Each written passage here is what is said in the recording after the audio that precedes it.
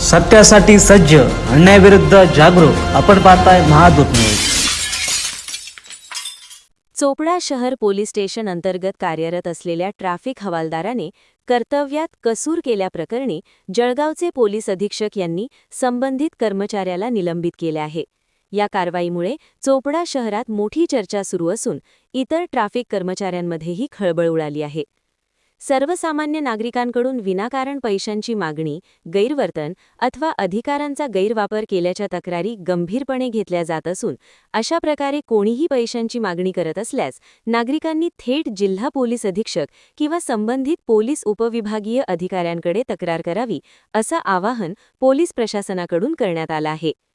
संबंधित कर्मचाऱ्यांविरोधात आलेल्या तक्रारींमध्ये तथ्य आढळल्यास चौकशी करून कठोर कारवाई करण्यात येईल, असा स्पष्ट इशाराही पोलीस प्रशासनाने दिला आहे.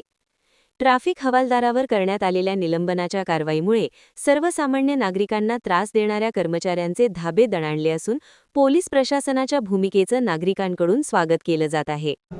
सर, चोपडा शहर पोलीस स्टेशनचे कर्मचारी यांना निलंबित करण्यात आले आहे. तर हे निलंबित कुठल्या काय संदर्भात करण्यात आले आहे? चोपडा शहरचे जे पोलीस हवालदार शिंगाणे आहेत,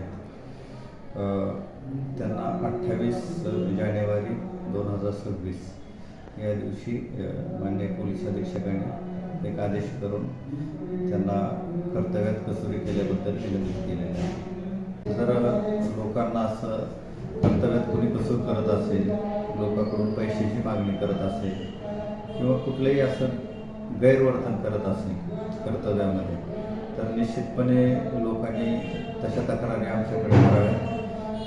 आम्ही त्यांचा तसा कसूरी अहवाल पाठवून त्याच्यावर योग्य ती कायदेशीर कारवाई होईल. सर, या संदर्भात नागरिकांना काय आवाहन करू इच्छिता? या संदर्भात आणखी कुणाविरुद्ध जर असं गैरवर्तनाबद्दल काही तक्रारी असतील किंवा कुणाला त्रास झाला असेल तर त्याने आमच्याकडे तक्रार करावी. आम्ही त्याची शहानिशा करू आणि त्या कर्मचाऱ्यांनी खरोखरच चूक केली असेल तर निश्चितपणे त्याच्यावर शिस्तभंगाची कारवाई होईल.